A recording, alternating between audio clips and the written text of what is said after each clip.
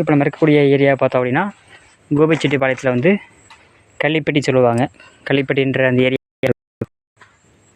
அங்கே வந்து நேந்திரம் குண்டாரோட மொத்தமாக ஒரு 500 வாழை பக்கம் கட்டை, ஒரு பக்கம் கட்டைன்னு சொல்லுவாங்க, ஒரு பக்கம் கிழங்குன்னு சொல்லுவாங்க, வாழை வந்து கண்ணுன்னு சொல்லுவாங்க. அந்த மாதிரி வச்சு இந்த பயிரோட வளர்ச்சி வந்து பார்த்திங்கன்னா 3 மாதம் ஆகுது கரெக்டாக.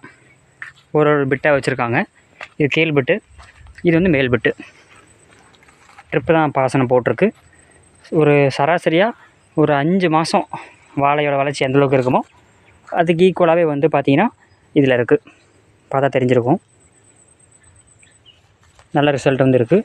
இந்த காடு வந்து முழுக்க இந்தியா குரோ பிராண்டோட போஸ்த்ரா க்ரோ மேஜிக் அந்த கண்டென்ட்டு, அது போக ட்ரிப்பில் ஓடக்கூடிய எம்ஐ ப்ரௌடு, ஓலிஃபு, எம்ஐ ஸ்ப்ரே, இந்த கண்டென்ட்டோடு தான் இது முழுக்க கொண்டு வந்துட்டுருக்கு. இந்த காடு வந்து கெமிக்கல் யூஸ் பண்ணலை, கெமிக்கலே யூஸ் பண்ணாத வாழைக்காடு தான். குண்டால் நேந்திரம், இந்த நேந்திரத்துக்கு வந்து பார்த்திங்கன்னா ஃபாலோ பண்ணிகிட்ருக்கு. ஒரு அருமையான ரிசல்ட் இருக்குது. கெமிக்கல் இல்லாமையே நம்மளோட இயற்கை விவசாயம் மூலியமாக வந்து பார்த்திங்கன்னா நல்ல விவசாயத்தோட மகசூல் எடுக்க முடியும். வாழை தெளிவாக இருக்குது, பார்த்தாலே தெரியும்.